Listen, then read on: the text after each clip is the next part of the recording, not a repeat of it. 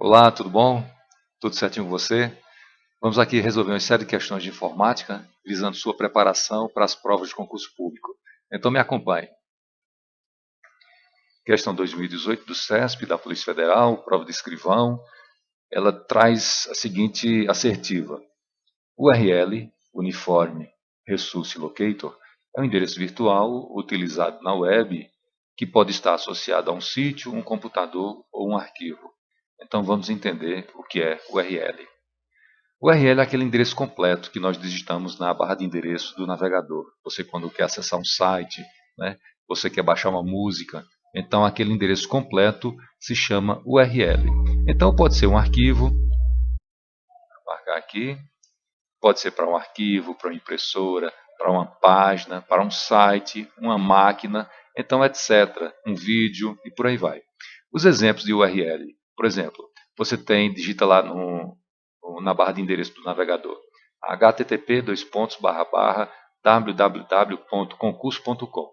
Então tudo isso daqui se chama URL. Normalmente o que é que acontece? No browser ou navegador, nós digitamos só concurso.com. Né? Geralmente faz isso google.com. E o navegador automaticamente completa para a gente toda a URL. Ele coloca o protocolo, ele coloca o serviço e o domínio do site. Mas eu quero que vocês entendam que a URL é tudo isso junto. Um exemplo é de uma imagem que pode estar, de um arquivo JPEG que pode estar na internet. Então, tudo isso é a URL. Então, essa foto é wi-fi.jpg,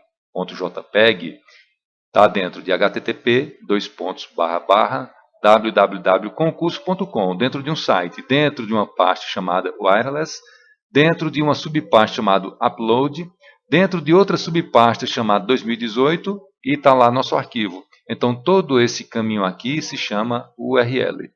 Se for no computador da gente, por exemplo, tudo isso daqui se chama URL. Veja, eu tenho um arquivo chamado firewall.jpg no meu computador. Então ele está dentro do C2 pontos, que é o meu HD, dentro da pasta users, subpasta Glaudson, subpasta aula. Então dentro de aula tenho esse arquivo de foto. Tudo isso aqui se chama URL. Então você entrou em determinado site, por exemplo, site de banco, você digita a URL e entra no site. Né? Normalmente, como eu falei, né, a gente digita a primeira parte, né, o domínio do site, que o navegador completa a URL para a gente. Beleza? Vamos seguir. Então, vamos para a questão. URL, Uniforme Resource Locator, é um endereço virtual? Sim, é um endereço virtual. Utilizado na web? Sim, na internet, né, na grande rede de computadores, que pode, né, olha o verbo que aparece aqui, se fosse aquele verbo que deve, né, que é necessário, então torna a questão errada, mas o verbo pode pode é possível, deixa a questão quase certa. Que pode estar associado a um sítio, o CESP chama site de sítio, está correto, ele gosta de aportuguesar várias palavras, né, backup, ele escreve bem aportuguesado. Que pode estar associado a um sítio, um computador ou um arquivo. Beleza. Então, questão correta, sem maiores problemas. Próxima questão. Questão 2018, da banca CESP, concurso do Banco do Nordeste, para analista bancário. Então, pedindo para a gente julgar o item, vamos julgar. Se um rootkit for removido de um sistema operacional, esse sistema não voltará à sua condição original, pois as mudanças nele implementadas pelo rootkit permanecerão ativas. Então, nós temos que conhecer o que é rootkit para poder acertar a questão. Vamos lá. Pessoal, quando a gente compra um notebook, né, um computador, aí geralmente você vai criar uma senha, né, para ele, né, esses computadores novos. Então, uma conta. Então, existem dois tipos de conta. A conta de administrador de sistema e a conta de usuário comum. Então, essa primeira conta que a gente cria no notebook vai ser sempre de administrador de sistema. que é a pessoa que vai poder instalar, configurar todo o notebook, certo? Tem todos os poderes para mexer no computador. Depois você pode criar uma conta, outra conta para você também de usuário comum. Porque no dia a dia você fica usando a conta de usuário comum, né? Usuário padrão, e só quando tiver uma coisa mais séria para fazer no notebook, você usa a conta de administrador. É mais seguro assim, certo? Aí veja, diferentemente, quando a gente compra um celular, né? Esse celular ele já vem com a conta de usuário comum. Então, o que é que as pessoas fazem? Manda desbloquear o celular para poder fazer coisas diferentes, né? Que você não faz normalmente. Tranquilo? Então, isso é a conta de usuário comum. Só que, traduzindo tudo isso, a conta de administrador de sistema se chama root, certo? Se chama root. E a conta de usuário comum é home. Tranquilo? Aí no Windows, a conta root é chamada como administrador de sistema. E no Linux é o superusuário. A conta home no Windows é chamada de usuário padrão. E lá no Linux, usuário comum. Certo? Então eu quero que vocês entendam que tem essas duas contas, a conta root e a conta home. Tem até um exemplo aqui, ó, de um usuário do computador Windows, né? Esse Reinaldo aqui, ele tem uma conta de administrador do sistema, quer dizer que ele pode fazer tudo no sistema, inclusive até danificar, porque essa conta de administrador tem plenos poderes. Agora existe outra conta chamada RTEL, que é a de usuário padrão. Então esse usuário vai mexer no computador normal, mas quando precisa fazer algo grave que pode até prejudicar a máquina, é solicitado a senha de administrador. Essa conta de convidado tem os mesmos poderes da conta de usuário padrão. A diferença é o seguinte, quando você cria uma conta de usuário padrão, você sabe quem está mexendo, né? Você vai ter cadastrado essa pessoa.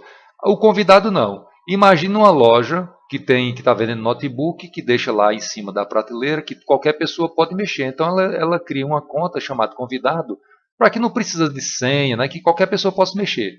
Agora, numa empresa, cada funcionário vai receber um computador da empresa e vai mexer. Então eles vão ter a senha de usuário padrão. Mas ele vai se identificar. Deu para entender? Então a empresa sabe o que é que a pessoa está fazendo. E quando precisar fazer alguma coisa muito importante de configuração do sistema, vai pedir a senha de administrador de sistema do pessoal da informática, né, da área de tecnologia da informação da empresa, que é uma senha mais potente. Tranquilo? Então, vamos entender o que seria esse rootkit. Onde eu encontro a palavra root, né? E kit é a junção de duas palavras. Root é uma conta que tem plenos poderes para mexer na máquina, e kit, que é um conjunto de programas. Aí o que é que o rootkit faz? Esse rootkit é um malware, né? É um software do mal, tem até mal no nome dele, né? O hacker coloca um rootkit no teu computador para ele criar uma conta de administrador de sistema ou superusuário na tua máquina. Para quê? Para ele ter plenos poderes de fazer o que quiser com a máquina da gente, né? Com o computador invadido.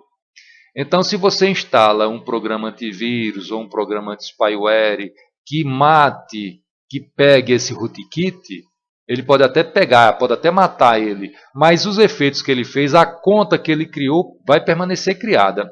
Então, o hacker continua com acesso à tua máquina, porque o estrago que ele fez, né, o que ele instalou lá, está lá instalado. Mesmo que você tire o rootkit, mas a conta que ele criou, as modificações que ele fez, continua valendo.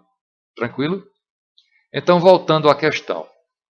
Se um rootkit for removido do sistema operacional, esse sistema não voltará à sua condição original, pois as mudanças nele implementadas pelo rootkit permanecerão ativas. Sim, porque o hacker, né, ou o cracker invadiu o teu computador, colocou um rootkit, esse conjunto de programas que vai criar uma conta de superusuário, de administrador de sistema na tua máquina. Então ele criou a conta. Aí você viu que teu computador estava estranho, aí você coloca um programa para remover rootkit. Então o rootkit é removido, mas a conta que ele criou vai permanecer ativa. Tranquilo? Então, questão aqui correta. Próxima questão. Continue nos assistindo e acompanhe as próximas questões. Valeu, pessoal. Forte abraço.